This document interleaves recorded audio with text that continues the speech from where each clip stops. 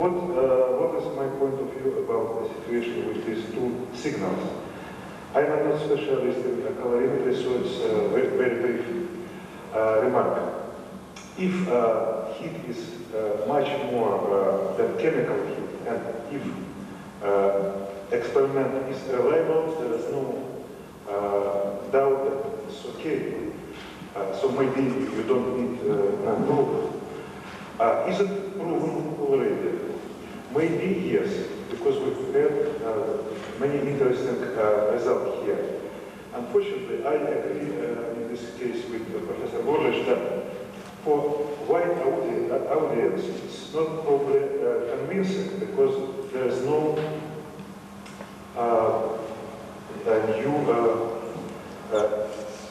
new results which can confirm it now. Now, about nuclear signals. From my point of view, the situation as a nuclear particle.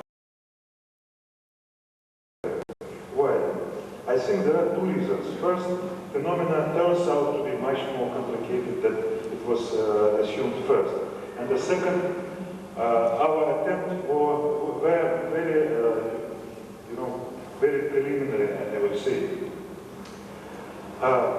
Is it possible to prove now? Does it exist or does it doesn't exist? About a year ago, I had a very long conversation on this point with Dr. Morrison in Moscow. And at that time, I realized quite new thing for me. His position was that now it is impossible to prove or disprove this situation. He told me that you can believe or you cannot believe. It's impossible to prove anything now. I disagree with this point because I believe that the power of nuclear physics and high energy physics now is very, very high. Maybe not of you chemists, but anyhow, many people know how it is powerful. It is possible to measure lifetime of proton, order of 10 to the 33 years. It is possible to measure very small cross-sections of neutrons, very short times. And usual, regular experimental colliders take millions and millions of events, and maybe you need to select only one, you can find it. However, this level is not used on this stage of cold fusion studies. I can compare the situation, in cold fusion, nuclear physics looks like a kindergarten in comparison with Academy of Science. So it seems to me very important to realize that we have to use power of nuclear physics, experimental techniques and methodics, and input it into cold fusion experiments. In this case, I think we need more new generation of apparatus and new generation of experiments. In this sense, I agree with Professor Brizani, who told in his talk that at the beginning, maybe we need few nuclear signals, but very reliable, and then statistics will come. In this new generation of experiment, we have to suppress the background very strongly, to have sensitive detectors and high reliability of information. And I believe that we need multi-parameter analysis, so we have to measure different signals from this phenomenon. It can give us first proof that this exists, not just accidental, and it gives us some insight on the mechanism. What is the situation now from my point of view? I think we are moving in the right direction. We are approaching the situation in nuclear physics. I am talking about nuclear physics part of measurement. We are approaching a level where we will have reliable results. And some apparatus which were presented, for example, Italian scientists very close to the level which we need. And the last remark, seems to me we need wide collaboration, at least in two directions. First, to collaborate specialists of different specialties, because sometimes chemists become nuclear physicists and vice versa. For this kind of experiment, it's not good. It's not level that we should work. And I think we need also international collaboration, because there are many different ideas in different countries and different techniques, so we can combine them in some high-level experiments. Dr. Fleischmann asked me to say a few words about tritium, based upon some limited experience which we now, we believe, have in doing maybe a somewhat credible analysis of tritium in our studies. I think that it is increasingly important to deal with closed systems rather than with open systems. Quite clearly, wherever the tritium is evolved, whether it is evolved in the interior of the metal or on its surface, it will have a chance to diffuse out, and once it diffuses out, there's a good chance that it will escape into the gas phase. So we will have a tough time to catch and analyze for this tritium unless one has a truly sealed system. So I think we will see much more going into that direction that allows one in the closed system to analyze for the tritium in the three phases, namely the solid, the liquid, and the gas phase. To do an analysis of only the electrode or only the electrolyte phase is wholly unsatisfactory because one simply doesn't know a priori where the tritium is going to end up. Doubtless we will see that analytical techniques for tritium will be applied to other metals than only to palladium. We have in our own institute adapted the technique at this point to certain alloys and also to titanium, and have in fact very successfully applied a slightly modified technique as the one that Dr. Zazinska described a few days, also to the analysis of tritium in titanium, and we have made good headway there, and also tried to adapt the technique to other materials such as alloys. One of the basic weaknesses of this very high sensitivity liquid scintillation counting technique, let me first say the positive thing, it is very highly sensitive. One can measure with a sensitivity of about 10 to the 7 atoms, which is an absolutely stunning sensitivity. Compare that to typically 10 to the 22nd atoms in a cc of palladium. Compare it even to the typically 10 to the 15th atoms on the surface of a palladium surface per square centimeter. So one is dealing with absolutely stunning accuracy.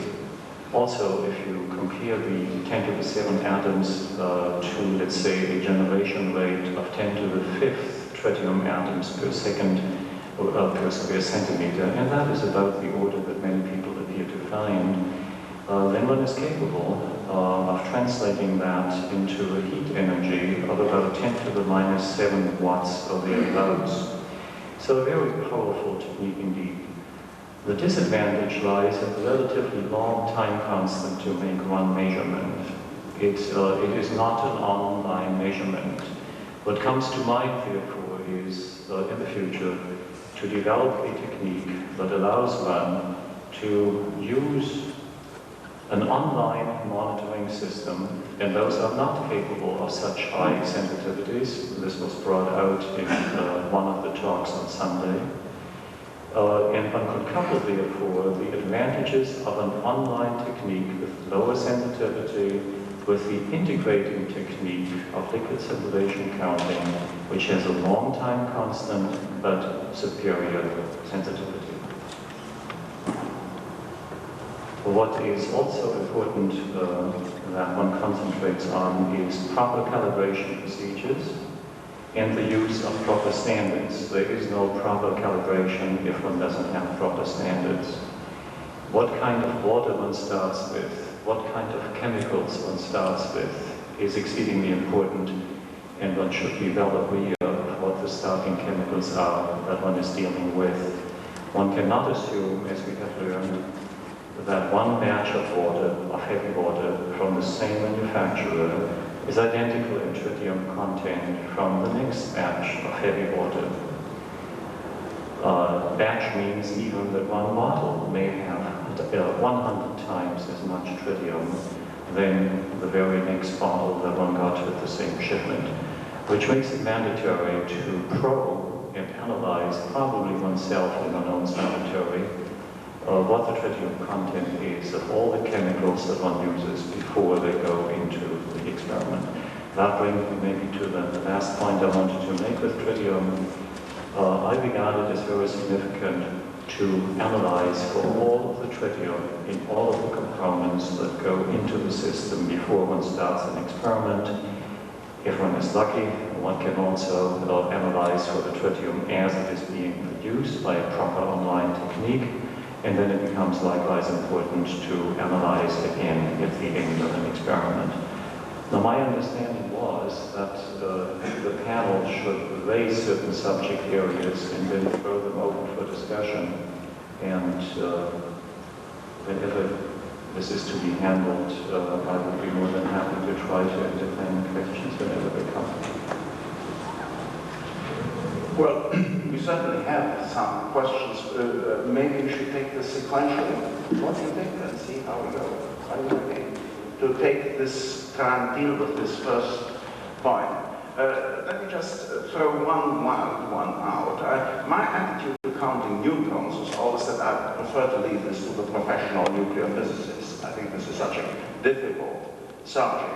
But I think tritium counting, I think Fritz, from what you say, providing a careful chemist can get to grips with that, as of course with helium-4. I don't know what people in the audience feel about that.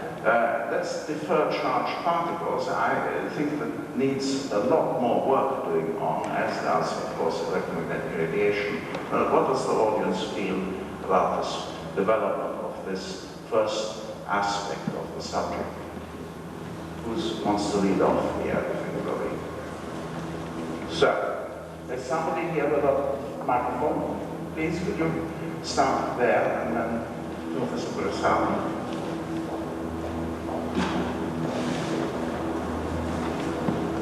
Well, firstly, as far as tritium is concerned, I agree completely with what you have said, and I would add that the same difficulty for tritium is probably 10 times larger for the Imperium gas. From the same producer, I have found bottles ranging from 4 becquerel grams up to 400 becquerel grams. So the only possibility of work properly is just to find a batch of bottles and just selecting ourselves, and then try to sell it back to some friends who is not worried about the problem of tritium. On the contrary, I'm sorry, but I think that the problem of helium-4 is really a big problem, particularly if you want to analyze it together with the hydrogen species. There are few labs who can do it reliably with a good approximation, and I think that this is a point which can be stressed and as a general recommendation for the future. I think that there is someone here in the audience who knows that I recommended to one of the funding agencies that adequate mass spectroscopic facility should be made available to the research community. To do these analyses, we have been peripherally involved and are very conscious of the difficulty of doing helium-4, but I think that with adequate proportions, this could be used as a major investigative technique. I agree with you, it is very difficult to do, but maybe we can persuade someone to fund that. It just struck me that looking for tritium and looking for helium-4, which of course is a very interesting issue, raises the question of using closed cells or open cells for the most part, which brings back this point that Storm always seemed to emphasize, that if you had the open cells and you ran your apparatus in reverse, you could release tritium that has been trapped in the cell, that has been trapped within the electrode almost immediately. I suppose there should be some consistency in terms of, you know, open cell type work and closed cell type work. I think there are interesting implications in terms of how the analysis is done, transportation and so forth and so on. I wonder if Dr. Will would comment on that.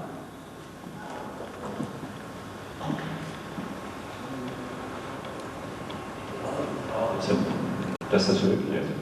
One of the problems, in fact, that I forgot to mention, which is in loose relationship to what you were saying, is that when an experiment is finished and one wants to analyze for the tritium in the electrode, that it is very important which state one removes the electrode in. And that is exceedingly simple to lose much of the tritium that was contained in the electrode during the time when one removes it from the cell and puts it into whatever pieces they are, into the microregion, if that is the technique one uses. So one wants to be very careful here. And yes, in other words, one has to go a step further. And it is impossible for everybody to identify the most proper technique for his conditions.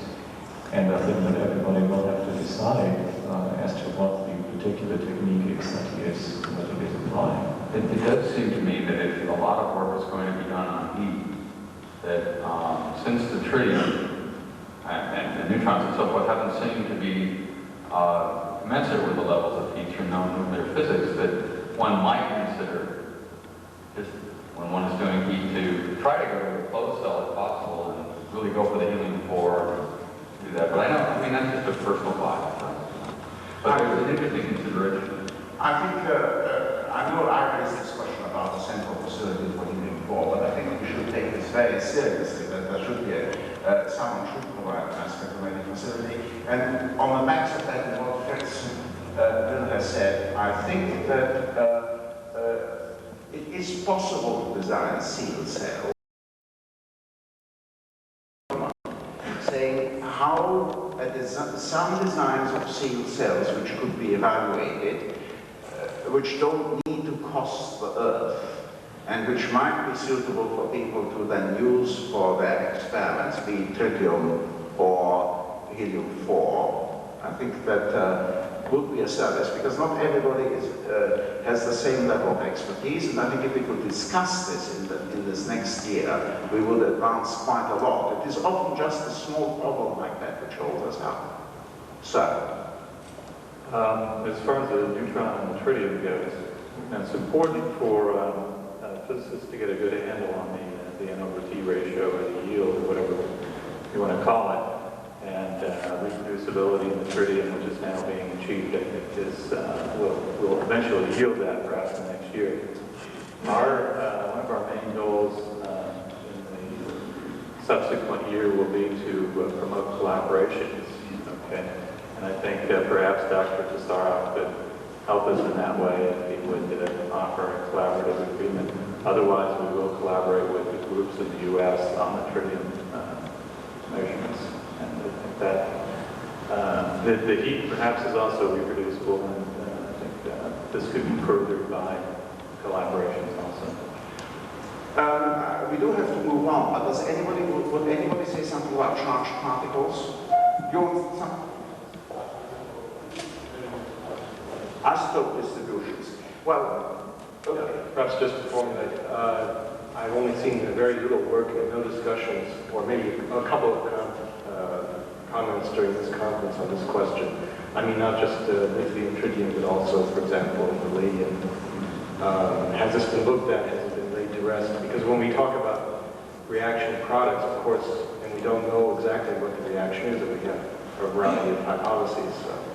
We may produce a lot of negative results, but I think it is bad science not to look. And my feeling has always been that we should have a very good mass spectrometric facility, and we should have profiling sims in the metal dimer region available for looking at samples. I think people have access to Auger, but I think high-resolution profiling sims in the metal dimer region is not generally accessible, and I would hope that somebody would try to move into that area. Anybody got anything to say on charged particles? which I think most of us would want to encourage intensely but don't want to do ourselves.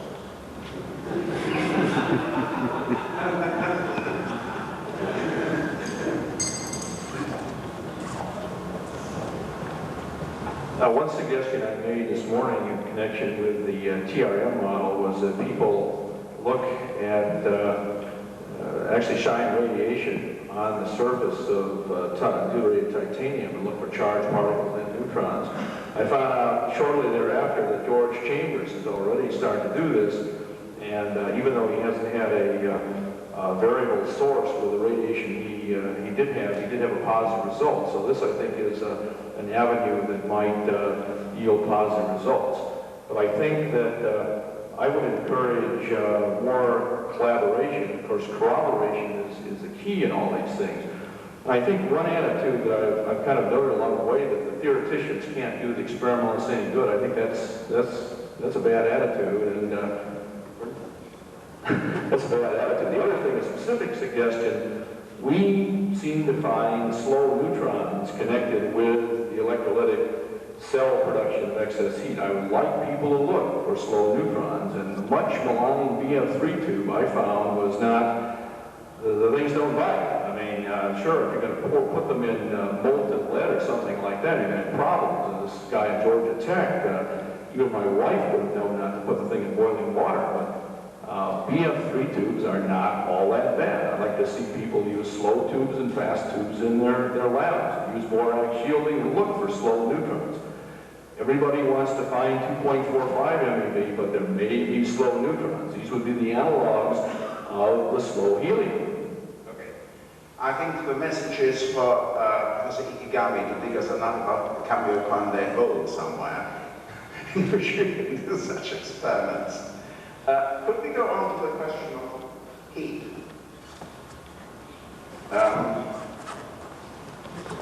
Charles, if you mind. What was I going to say? You were going to say something about heat. If you don't want to say anything about heat, say nothing about heat. Well, maybe we've covered that adequately. We really want to do something. I find it remarkable how little work, systematic work, has been done by people on the generation of heat. It has always seemed to me that if that is the major signature, and if you got the major signature right, a lot of the other things would fall into place. We found, and I would like to provoke other people, that we get between 5 and 50 newtons per second per watt. And that is a very important figure, because if we then said, well, we build a 100-watt device, we'll have between 500 and 5,000 newtons per second, and then even chemists could characterize that. So I would say I have been really somewhat disappointed that this topic has not taken off more, and now perhaps with China Lake results, people feel it's more respectable, that people will take that on board. Anybody got anything to say about heat? Okay, Robert, first. Well, I'd just like to emphasize, it seems to me that the Leon type of experiment, if it just could be reproduced 1 or 2 more times with redundant temperature gradient measurements and things of that sort, would be a tremendous help in making everybody feel more confident about the heat, just because the magnitudes of the temperature rises and the heat flows are so great. Anybody got anything to say about 5 to 50 newtons per second per watt? That you're looking at something in mind. I have just a question. If I'm correct, I think all the heat results refer to experiments in electrolytic cells. I wonder if there are any dry experiments where heat has been measured. I don't remember any. As far as I'm aware, the only person...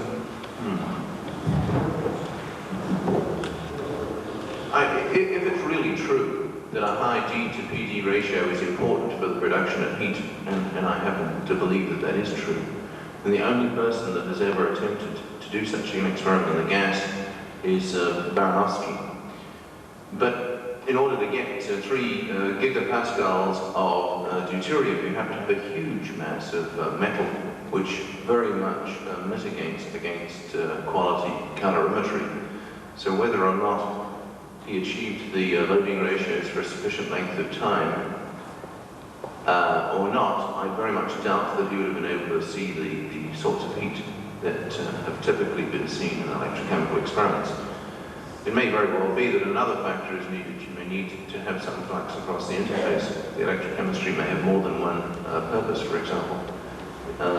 In which case the gas loading, which is essentially a static process, is not going to lead to a useful result. Okay, go. Okay, let's go around on the heat cycle. Okay. The Carnot cycle, yes. The Carnot cycle, yes. Well, we'll only get about 30% of it. Just one slide on the Carnot cycle. With regard to the heat, what I would like to see, just as a matter of personal interest, and you alluded to it not being impossible, to perhaps have a videotape recorder set up on a cell so as to catch one of these boil-off episodes. To me, it would be fascinating if a concurrent videotape was made that showed an NBS standard type voltmeter and current meter and the cell at the same time, so that it could be put on a kind of a... I think that's a point well taken. I think if we could have some visuals of phenomena happening, that would be something that is not something which is sacred. We have detected some recordings of some experiments, but not those particular. So I think that's a point very well taken. Please, who was... yes, let's go down. That's if you can work your way down here, yes. It's difficult, but it is possible to arrange an experimental setup that a high-speed thermal imager could look at an electrode, and you could record a complete video sequence of an electrode going through heat and probably learn some spatial information. I would like to ask... I should explain to you that I'm negotiating about the site at the moment. Good. Being an old thermal imager, I would like to see that. I would like to ask Michael and Martin a question that I'm dying to ask them. What do you think is the achievable excess heat per cubic centimeter of PD in the next 6 months?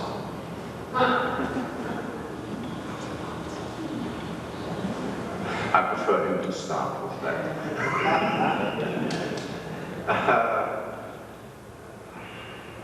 In whose hands? How much excess heat are we achieving now per cubic centimeter? Is the whole of the palladium involving in this process simultaneously? What is the energy density of the process that we're looking at right now? Suggesting immediately experiments with palladium films, for example, looking at the depth, the dependence. Such experiments will uncover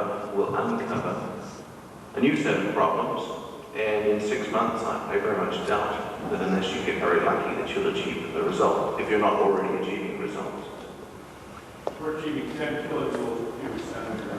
Well, I would say here, if you are working at 100 watt per cubic centimeter level, the existing instrumentation will suffice. If you're working at a kilowatt per cubic centimeter, you certainly have to redesign all equipment which is currently being used.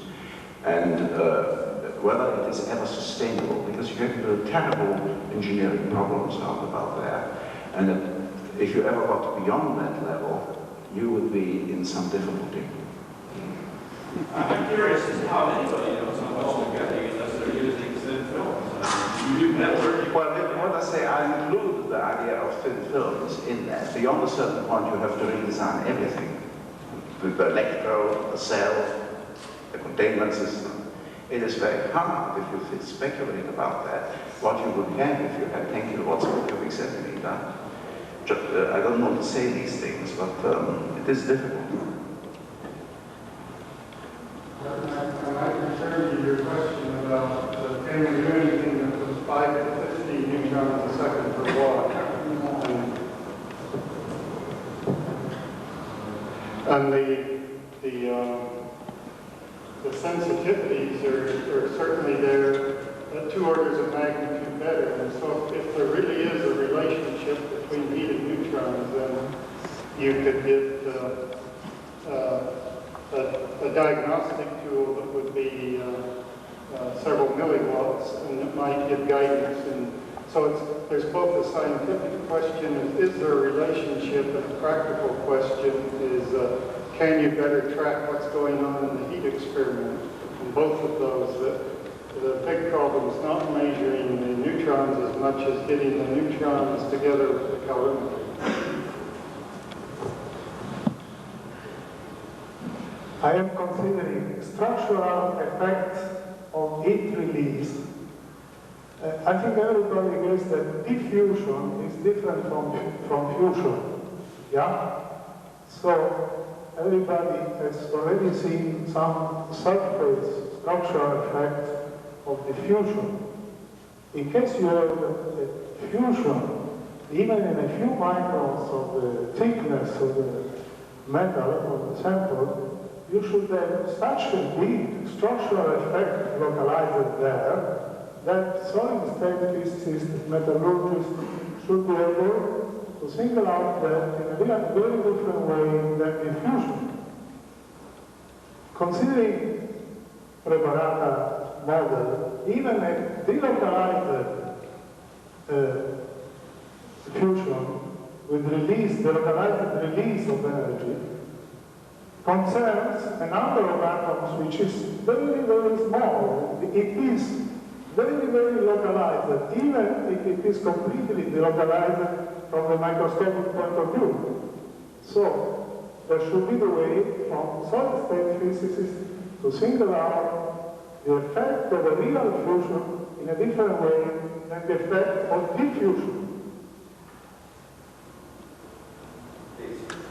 Coming from the nuclear side, I'm an observer of heat generation, and the 2 talks at this conference, Pons and McKubre, which stood out so nicely, had 2 features in common. They both started out with very careful work and then reported very delightful results.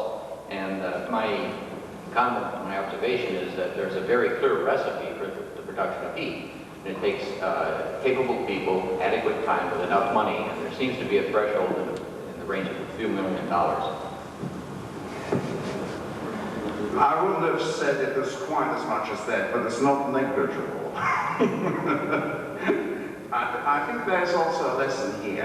Just at lunchtime we were saying that just as, let me expound, just as a central facility for measuring helium-4 and the profiling SIMS would be useful, it might be very sensible to think of constructing a limited test facility where people could test their experimental ideas on calorimetry.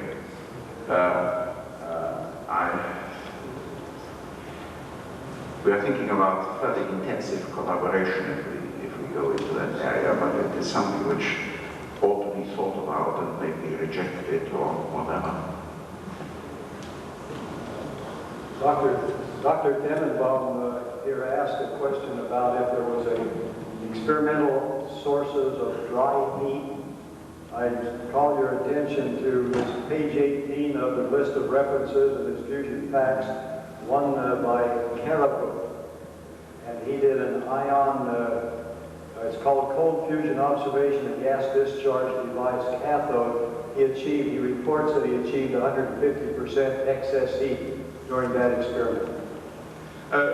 Just thinking along that, I think that an ion implantation technique coupled to temperature change might not be beyond the realms of possibility to do an investigation along those lines.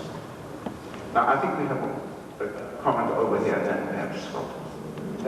Pardon a very naive question. It may touch upon what Dr. Preparata said. What is heat?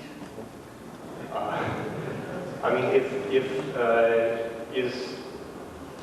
if we're dealing with a lattice nuclear process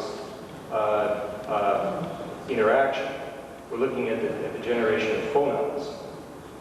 What is the spectrum for those phonons? Because Now we're talking about heat coming out through calorimetry when it's been transferred to water and so forth. Goodness knows where it is, but we have to look for it.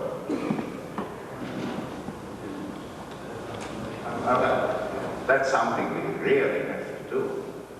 And it's mighty difficult. You have to search from the radio wave all the way down to X-rays. We know there are soft X-rays, but goodness knows what else there is. I'm thinking also of infrared spectroscopy. Yeah, the infrared.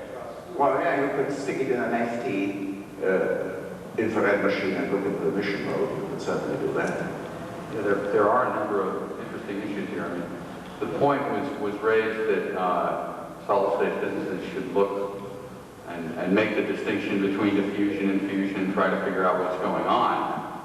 On the other hand, there is also the possibility that the reaction could be largely mediated through phonon exchange, and even the helium-4 that would be presumably created could be created in a distributed manner. So I think that there are a variety of questions here. I think measuring phonon spectrum is very important, if at all possible, if the types of things become really reproducible so that even such things as neutron spectroscopy could be done during episodic times of heat. That would be really quite spectacular. Looking for the phonons would be difficult, but maybe a rest mode of some kind. Yes. It's possible to look for. The final point that I was going to make is that some of these questions, such as energy per unit volume, can be very misleading for some of the reasons that McKubre was making. The reaction could be occurring over a very small volume that we haven't yet identified. Even in the case of thin films, there could be interaction with such things as, for example, a silver substrate, which completely make that type of meaning irrelevant. I think that Boris-Lia's type of definition of energy per mole deuterium is a much more meaningful yardstick, potentially. I think that perhaps some universality in meaning there is a value. Let me just interject something here. When we said watts per cubic centimeter, it was really a figure of merit. We stretched the point and said, is it constant and therefore a volume effect? But I mean, in the end, I must confess, being electrochemists, we always have a practical idea. So we use a figure of merit, and that seemed to be the sensible figure of merit. I think that just noting here, going along, that yesterday David Worledge raised this point, calorimetry is unconvincing. I think it would be very much more convincing if we could relate it to electromagnetic radiation of whatever kind we can find. Well, the one final comment, yes, I think electromagnetic radiation, but the one final comment, which might be a way, might be a pipe dream, but one way to really eliminate skeptics could be actually could formulate a way of using excess heat in some way that would generate a process or do something beyond that which would have been possible otherwise, such as in years future to run another electrode. I'm not that ambitious. I think we should have to move on. But one more comment on heat? Anybody? One more comment, Dr. Gozzi. I would like to stress a point about loading factor. I believe that all of us are in agreement about the necessity to obtain high loading ratio. But nobody treated the key parameter to obtain this high loading factor. For example, the morphology of the palladium electrode, the titanium electrode, the metallurgical treatment, the effect of electric field during the charging of the palladium, and so on. Could you comment about this problem? Me? Yes, well, now, I mean, symmetric charging is very important. Symmetry of the electric field is extremely important. You can lose everything and my own feeling is that the importance of cold working or alloying, the lowest level, and the fact that you always work, it works all right. I think just hold on a second. I think the fact that it always works with small electrodes but not with big electrodes, it all really points to the cracking of the electrode. When you have cracks, you lose the loading and you lose everything. So I think before we go to any sophisticated explanation, we have to explore really the metallurgical. We have to do some classical metallurgical sectioning and investigation of electrodes which have worked and which have not worked. And it's tedious, boring work, but I think we have to do it. Perhaps people don't agree it's tedious and boring, I'm sorry. Just one shortly. Yes, this has been a great conference, and among the more stunning things we've heard have been from Dr. Spock and from Miles via Ben Bush about adding palladium chloride to electrolytic solution to get the conditioning time down to less than a day, probably. And I think that could revolutionize this whole field, because people get discouraged when the conditioning times get up to around weeks or so. They think, gee, what's going on here? I think that next year we hope that we have well documented further. You know, we are in a situation when we do have to have duplication, and I hope that people take duplication of the Spark experiment on board. Let's pin this palladium chloride business down. The other thing that was stunning was the business announced by Pons about the silver alloy. And as you know, in the thin film work, we use the silver substrate. I think there might be a connection here with that. One of the things, the silver, we know, should stabilize the palladium against cracking. And this, I think, favors the coherent models that need the crystal, and certainly goes against the fractal fusion type of models. Would be a fair guess, that's why we did it.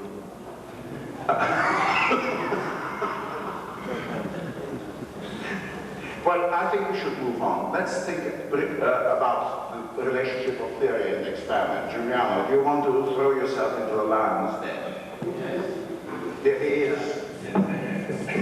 I think, as I said, as I stated at the end of my talk, that we really need, it's high time that the theorists and experimentalists sort of join together and on a set of common projects.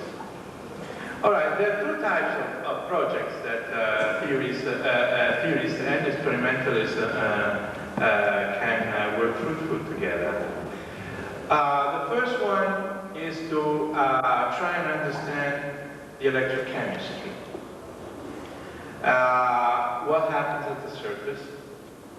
Because that's clearly the gate of loading. We have pretty well understood at this point that the loading is a crucial point. Now the question is that we really want to have the maximum loading, and eventually to see also, okay, whether the loading is going to be in non-equilibrium condition or an equilibrium condition, this kind of things. Now, I think chemists think that this is their own way, their thing, and so therefore the theorists, meaning the physicists like me, should not have anything to do with that, because they don't understand. And I don't believe it. Actually, I believe that a very good collaboration on that, just explaining to each other what our ideas are about what the surface does, what it might do, and so on and so forth, is very important. This is one of the things, for instance, that fascinates me. What really happens physically at the surface. As I told you, we have a very clear, we chemists have a very clear way of looking at the surface of that layer. It's very clear to a physicist like me. Maybe just to try and make ourselves understood to each other on that point might be extremely useful for the question, for this very important question of loading. So I think this I see as a more practical question, of course, because you want to build a device in a way.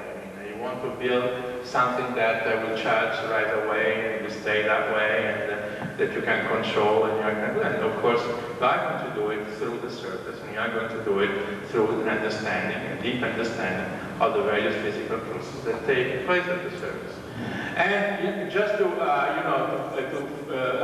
on with the propaganda, I think that super radiance, this question of plasma, of this collective behavior, is really what is at stake. What happens at the surface. I think the long conversation I had with Martin has convinced me that there is very fruitful collaboration.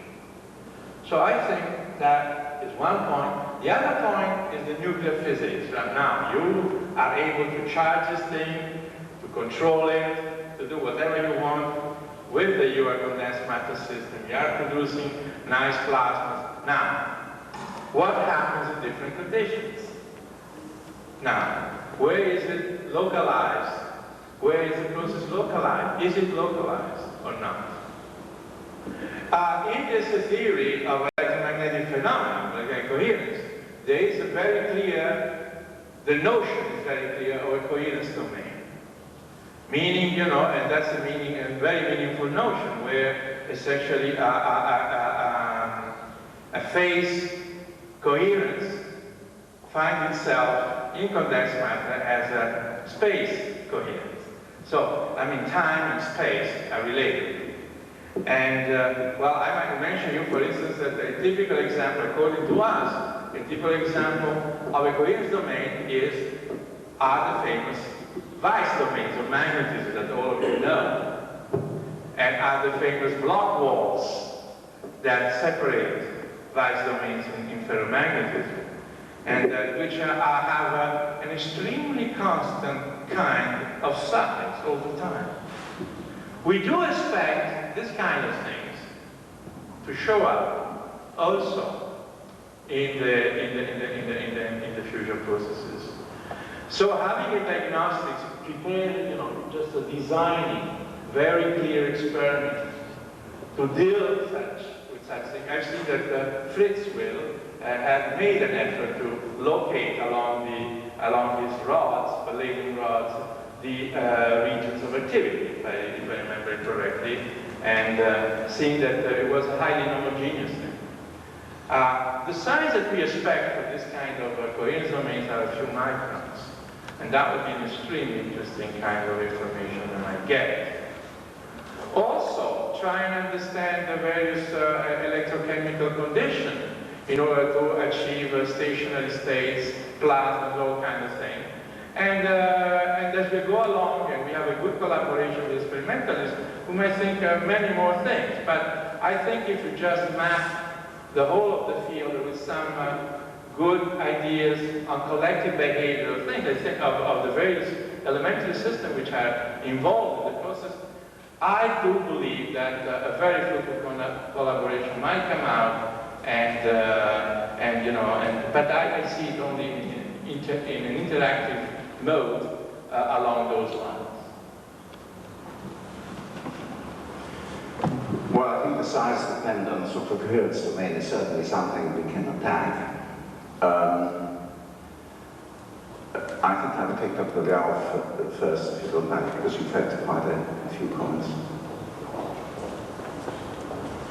Well, I think your comments well taken. It's one string that you can put together. We talk about a high loading, which are representing the threshold. At room temperature 121 is quite easy to understand. Maybe 0.9 is very critical. But when you go to the high temperature, it's become a problem. I cannot see how you can define such a threshold. And I think that's very interesting because if that's the threshold, things like percolation become important. And in your case, if you talk about sugar radiance, you have a threshold to have a phenomenon start to occur. It becomes very interesting. And I think in the future, maybe people would look into that more carefully. Thank you. I regard that as one of the main theoretical experimental subjects to really concentrate upon. I was going to suggest that just this issue of the loading that Boris was just talking about, the relevance of periodic order. These are considerations that theorists must come to grips with to distinguish between sort of collective type phenomena and collective type theories as opposed to ones that are more corpuscular in nature. There are other things, such as doping, other possible things. Theorists should think about ways of trying to get other kinds of nuclear products, make firm predictions about these kinds of things. For example, we have predicted that helium-4 should be expected to promote cold fusion. There are other things associated with protons, tritium. Peter Hagelstein has suggested that tritium itself, the presence of tritium itself, should enhance tritium production. These kinds of things are not all that far out of the reach for theory to at least come to some kind of preliminary test of. Yes, well, of course, one of the first things to attack, and we've stopped 3 times in this program now, is the effect of black water on heavy water. What effect has it got? I mean, there are several angles on this. In fact, there's one other point that, I mean, I have said this before, but I think the fact that the helium-4 is found predominantly at low energy, if Miles' result is correct, and outside the electrode is a very profound finding. And in fact, it was a source of much confusion early on in the game. David Lindley even quoted this kind of thing as being impossible quantum mechanically. It's not ruled out. We predicted it. I'm sure other theories will be capable of predicting that kind of thing. I think we should move on. I'm conscious of the time slipping away, and since we have sort of got to a material science point, I'm proposing to take this out of order and ask Bob Huggins to talk to us about material science. The notion which came to me is there any chance of making some sort of precipitate, grain boundary precipitates in the lake? I think it is a pretty tough order. But anyway, you'll have your own ideas, Bob. Just go, give us some inspiration. Tell us what we ought to be doing this coming year. Thank you for the opportunity. Is it possible to turn this on? Yes. I first would like to say that I'm extremely impressed that after 5 days of this kind of conference, so many people are still here.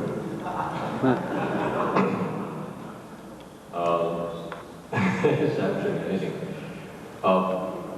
As a material scientist, one of the basic tenets is that the properties of a material are related to its structure.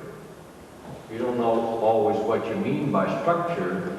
In some cases, the structure is the chemical composition. In other cases, it's the microstructure in terms of second and third phases and their configurations. In other cases, the important structure is the grain boundary. In other cases, the important structural feature is the dislocation or the interaction of dislocations. But anyway, we have a great faith that if one understood what the important feature of the phenomenon is, one could understand what the important feature of the structure is, then one could measure this and one could control it. We haven't gotten to that yet in this field. One of the problems is a matter of knowing what to look for. And if you knew what to look for, then you would ask yourself, what are the characterization techniques that are necessary and useful? If we knew this, then we could work on it. But one of the difficulties, of course, here is if you're trying to do in situ observations of experiments that involve the evolution of large volumes of gas and all kinds of other nasty things, it's a bit difficult. You don't know what to look at, you don't know what to look for, and you find difficulty looking anyhow. But it's very clear that that the phenomena that are important here are localized. They are not uniform, not necessarily in the periodic structure of the solid, but indeed there are deviations or defects from the periodic structure. A lot of the phenomena that one encounters here are very reminiscent of those encountered in mechanical behavior of solids. The sporadic nature, the fact you have time-dependent accumulation of certain defects or combinations of defects. The difficulty in reproducing things until you know what it is to control. This is very, very similar in some of the mechanical behavior of solids. Important questions like, is deuterium necessary, I think are becoming answered. It looks to me as though deuterium is a necessary component of whatever's happened. But then is palladium necessary?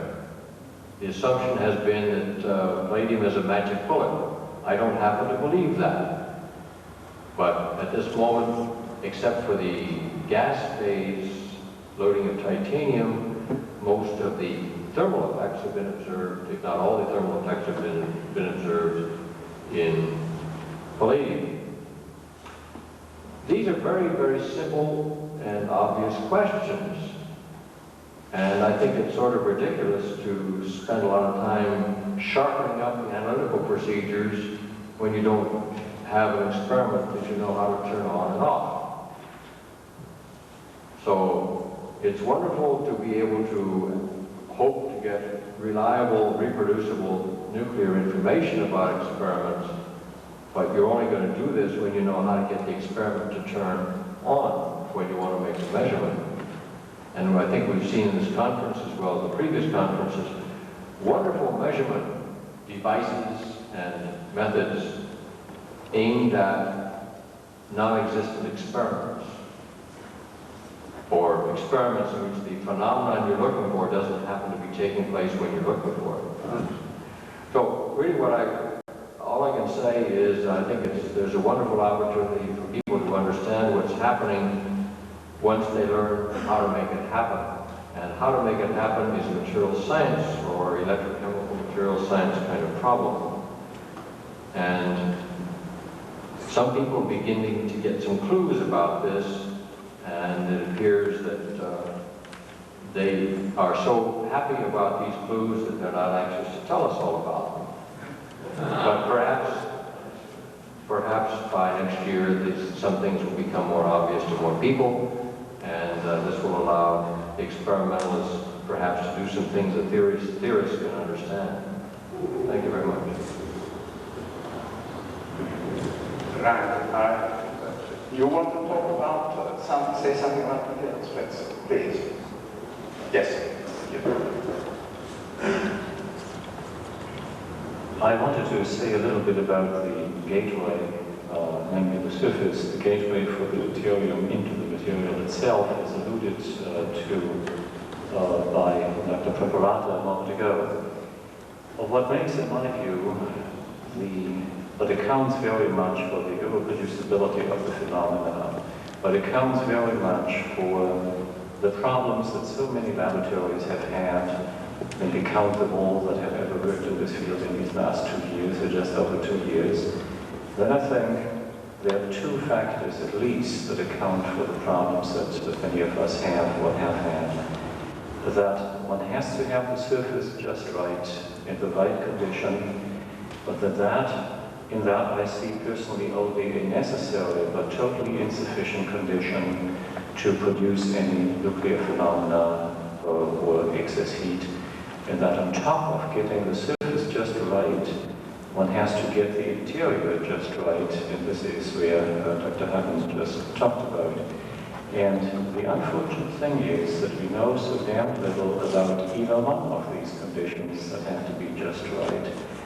And in the past, we have been probing overwhelmingly in